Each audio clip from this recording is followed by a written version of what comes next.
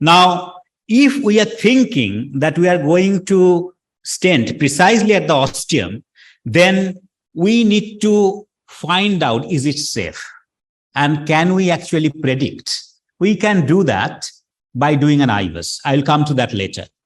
But what are the studies saying about ostial stenting only and versus vis-a-vis if we cross over and come to the left main stent? Now, it's a small study comparing that only ostial stenting vis-a-vis the crossover stenting. And you can see if you do the crossover stenting, you don't have an IVUS, for an example.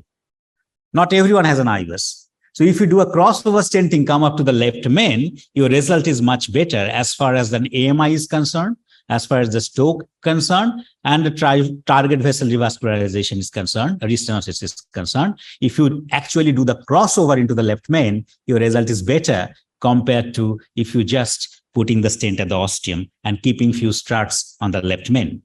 Now, as we know, many interventionists in a normal looking angiographic left main, we don't want to come into the left main. Can we predict that if we can put the stent just at the ostium, then you have to do an IVUS.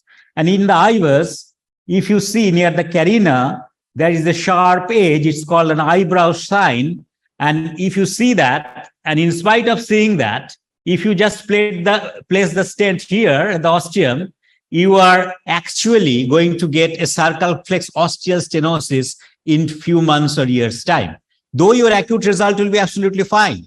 But if you're seeing this, and in spite of seeing this, you are actually putting the stent just at the ostium of the LAD, you are actually inviting a circumflex ostial stenosis in due course. But if there is no eyebrow sign, probably you can get away by just placing the stent at the ostium of the LAD. And this is the pictorial description.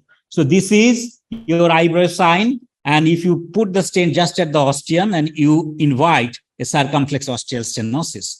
And if you don't have an eyebrow sign, you just precisely put the stent at the ostium of the LAD without coming to the left main, you generally get away without producing any circumflex ostial stenosis. So these are the few things that we actually need to do that. In this particular case, I actually performed an IVUS, and I wanted to see that what is the area at the osteoproximal LAD, and also wanted to find out what is the size of the left main. Now, this is from the distal stent, which was put a few weeks ago after an infarct.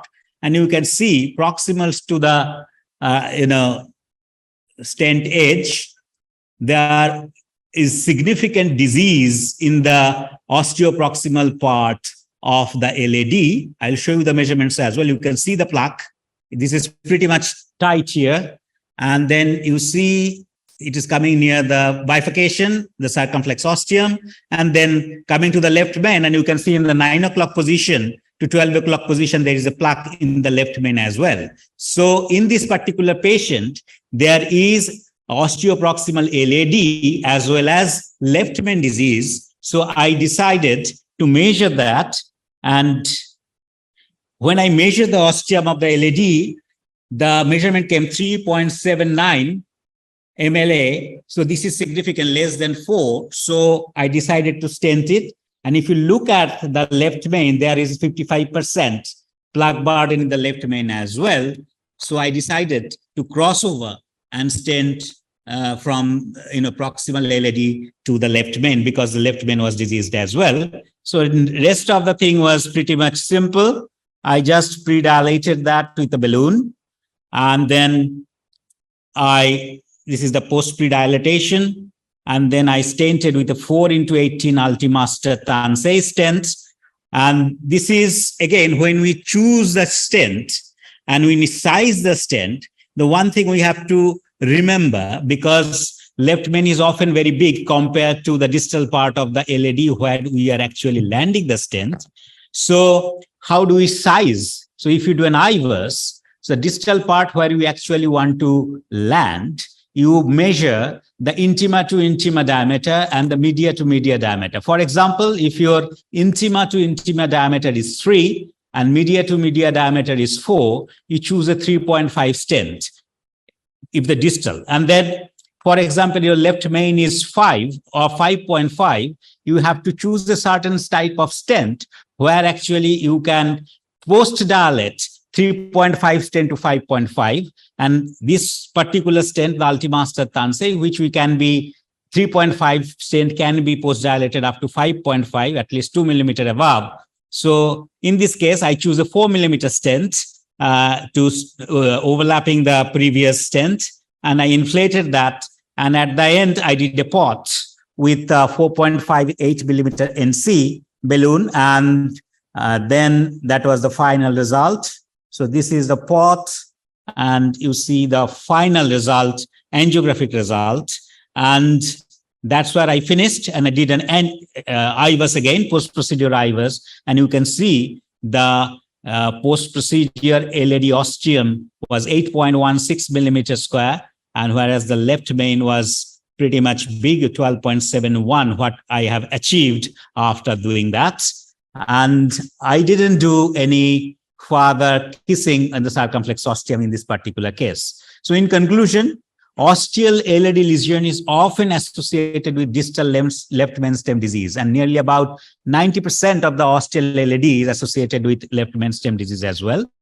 IVUS is helpful to decide about the plug distribution, the vessel size determination, and crossover stenting has better outcome compared to the precise ostial stenting attitude, though in those patients where, and those interventionists who are practicing without an IVUS, I would recommend, if you see an ostial LAD lesion, it is better to stent crossover and stent. And I'm not saying that every time you have to come up to the ostium of the left main stem, but you at least have to come do a proper pot in the left main stem. So at least 8 millimeters, so that you can have an 8 millimeter balloon to do a pot inside the left main stem. And while we are choosing the size of the stent, then we have to be careful that what size we are choosing, because there may be often a discrepancy of the left main and the LAD. So we have to choose the stent accordingly, and to know about the stent, which stent you can go up to which size. So that's all about the tips and tricks of doing ostial